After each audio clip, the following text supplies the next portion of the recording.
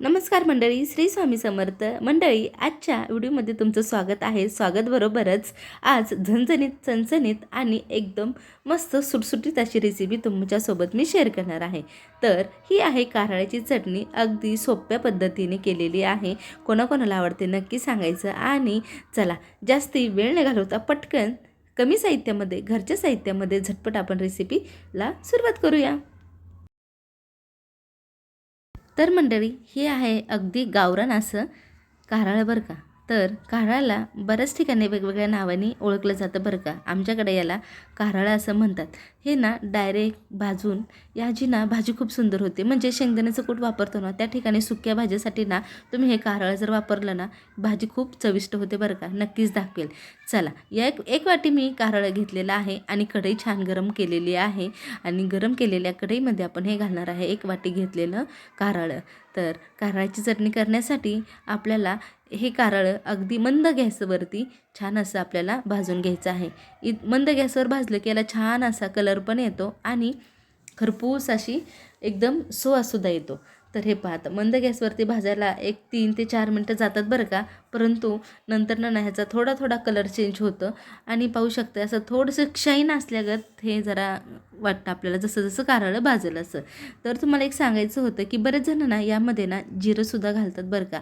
पण आपल्याकडं म्हणजे शक्यतो माझ्या घरी आम्ही जिरं मी स्किप करते. जर तुम्हाला आवडत असेल ना तर तुम्ही नक्कीच घालू शकता. त्याने पण खूप सुंदर अशी चव येते बरं.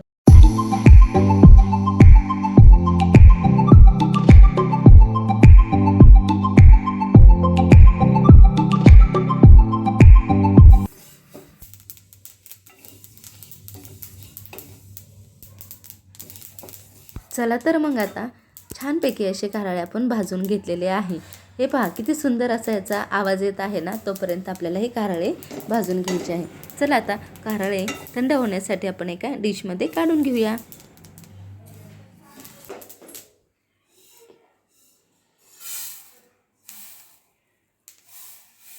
चला तर मंडळी, कारळे डिशमध्ये थंड होण्यासाठी ठेवलेले आहे. तोपर्यंत खूप सारा लसूण मी सोलून घेतलेला होता, तो मिक्सरच्या भांड्यामध्ये घालूया. मला आवडतं म्हणून मी खूप सारा लसूण घेतलेला आहे. तुम्ही तुमच्या प्रमाणे घेऊ शकता. आता मिक्सरमध्ये फक्त एक गिरकी मारायची आहे, जेणेकरून याचा ओबडधोबड थोडंसं बारीक होईल. याप्रमाणे इतपत घेतलं तरी चालेल.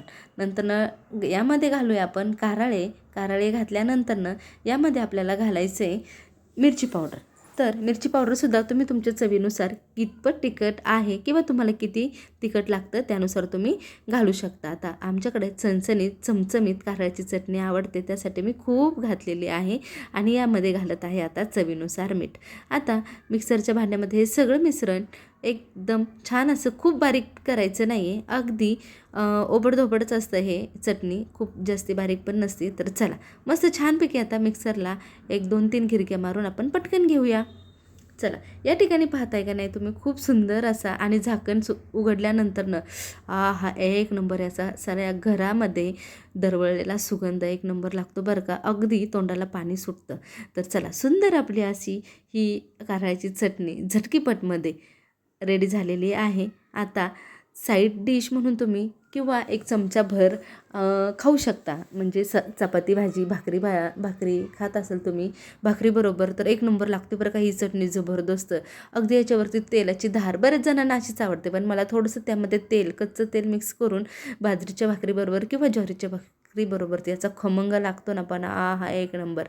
किंवा मऊ शिजलेला भात, वरण भात आणि त्याच्याबरोबर ती ही चटणी टाकून आपण मेटकूट खातो ना, त्याप्रमाणे अगदी ही सुंदर अशी चटणी लागते बरं का. चला, मी आज खाणार आहे चपाती भाजी आणि साईडला ही चटणी. जर मंडळी, जाता जाता एक तुम्हाला गोष्ट सांगू. ज्या वेळेस आम्ही अगोदर मम्मीकडे गेलो ना, की रानात मस्त छान ही कारळ्याची चटणी घेऊन जायचो बरं का. त्याच्यासोबत सुंदर अशी आपली बाजरीची भाकरी, आणि ती ही साधी नाही बरं का, मस्त खरपूस झालेली.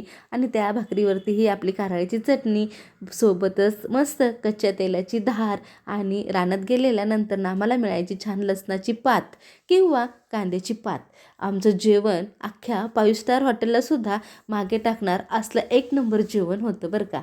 कधी गेलोच ना तर नक्कीच तुम्हाला मी तो व्हिडिओ तुमच्यासोबत शेअर करून दाखवू बरं का. पण जुन्या आठवणींना उजाळा काही काही गोष्टींनी मिळतो आणि त्यात फार आनंद वाटतो बरं का. तुमच्यासोबत पण असंच होतं का नक्की सांगायचं. तर मंडळी, ही माझी आठवण आणि तुमच्या जर काही आठवण असेल ना तर मला नक्कीच सांगायचं बरं का कमेंट करून. आणि हां, आपल्या चॅनलवरती आलाच आहात तर आपल्या चॅनलला नक्की सबस्क्राईब करा. चला पटकून करा आणि चॅनलला आपल्या सबस्क्राईब करायला विसरायचं नाही बरं का. चला, असंच एक छानसा व्हिडिओ घेऊन आपण पुन्हा भेटूया. तोपर्यंत सर्वांना बाय बाय.